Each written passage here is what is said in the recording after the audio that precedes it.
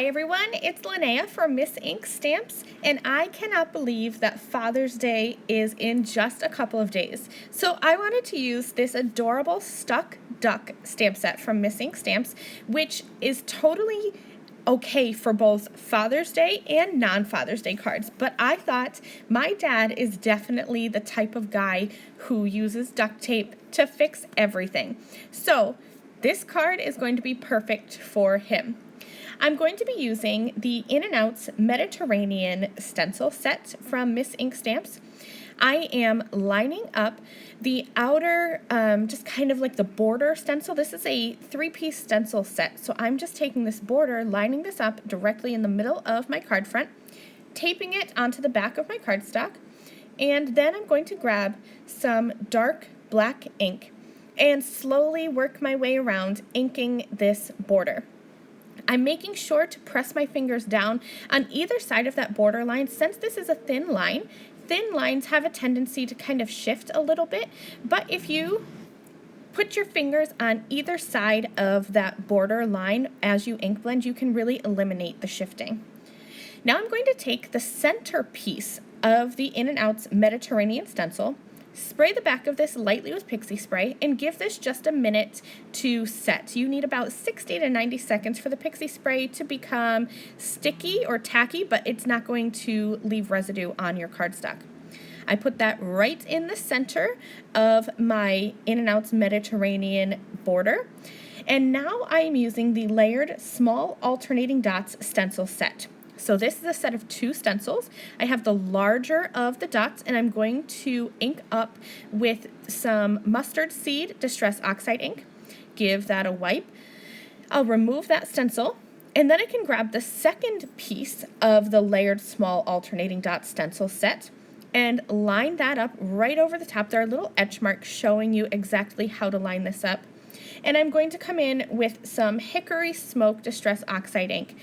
Yellow and gray is one of my favorite color combinations for male cards or female cards. I think it's just such a classic color combination, and it works for any type of card.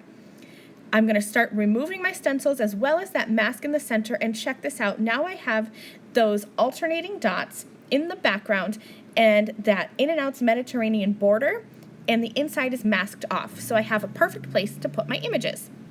I'm going to use some Copic friendly ink to stamp out the duck, and then a couple of the stacks of rolls of duct tape from the Stuck Duck stamp set. And now I'm just going to easily color these in. I am using Copic markers because lately that's just what I've been reaching for, but I absolutely go through phases. Sometimes I will grab my watercolors, sometimes my watercolor markers. Pretty much the only medium that I am not comfortable coloring with, so I should be coloring with them, is colored pencils. It's something that I've never learned how to do quite right.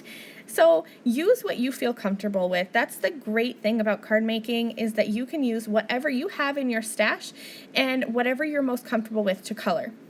So I'm going ahead and I'm coloring in. I want my duck to be kind of like a whitish gray. So I started with C3 and just added some shadows to the areas that are kind of underneath the wings or underneath the duct tape there. Then I came in with C2, pulled out the shadow just a little bit. Then I used C1, and then I went over the whole thing with some colorless blender to really blend those colors together. I'm just going to use some oranges for his beak and his feet. So YR07 and YR04 is what I'll use there. Again, just adding where I think there should be shadows. So at the bottom really is I picture the light kind of hitting the top, so the bottom of his feet will be in shadow. So then again, just blending out, and then I'll grab my lightest color, my YR02, and color all over the rest of the beak and the feet to blend those colors together. Now, here's another example of use what you have. I don't have any Copic or alcohol markers that are going to give a really good silvery color. I think the toner grays would be probably the best to use for that, but I don't have a single toner gray marker in my stash. So I'm going to go with the neutral gray markers. You could still stick with the cool grays, that's what I used to color the duck, but I wanted there to be a little bit of difference in color between the duct tape and the actual duck itself. I didn't want it to look super monochromatic. So I'm gonna come in here. I started with N6, and again, just adding a line of color where I think it should be darkest, then moving on to my next color, which is N4, pulling out those shadows just a little bit more, and then I'm going to come in, I believe that I used N2 to finish up coloring and just kind of add color all over the remainder. Oh, I used N2 and then I also brought in some N0 as well. I was really trying to go for a silvery look. It didn't quite turn out. It definitely looks more dark gray, but I went with what I had and I think it turned out really great in the end. Once I'm all done coloring, I'm going to use my scissors and I will fussy cut out around the images. These are easy to cut out. And I'm going to place them in the center where I had masked off the center of my stenciled background using the In and Out's Mediterranean stencil. I have a basic idea of how I want my images to be arranged. Now I'm going back to that stuck duck stamp set, and I want my sentiment to be in that little cutout. I could definitely have stamped the sentiment on a strip and cut it out, and looking back, maybe I should have because my sentiment ended up just a little bit crooked, but I had an idea and I was going to stick to it. So since my sentiment is too long to fit where I wanted it to go, I'm going to use my scissors and cut it apart. Don't panic. It is totally fine to cut apart your photopolymer stamps as long as you are cutting in between the words and not through the actual photopolymer itself.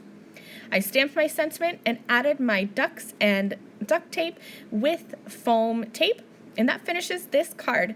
Thank you all so much for watching this video. I hope that you enjoyed it. I hope you picked up some tips and tricks and were inspired today. Remember, you can always come back to the Miss Ink Stamps channel for more inspiration, and I will see you guys again soon. Bye!